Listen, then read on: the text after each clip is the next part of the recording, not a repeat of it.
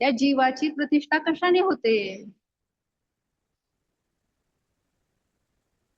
प्रतिष्ठा सगळ्यांना आवडते की नाही? प्रतिष्ठा म्हणजे मोठेपणा है ना.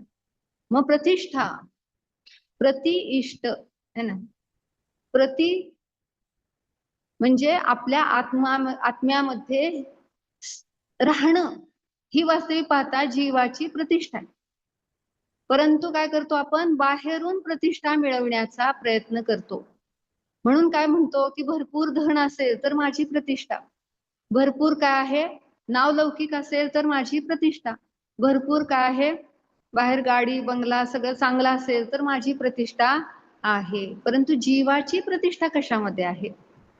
तर सांगितलं की अनंत चतुष्टय प्रगट झाले आणि तो जीव त्यामध्ये प्रतिष्ठित, म्हणजे तो काय झाला?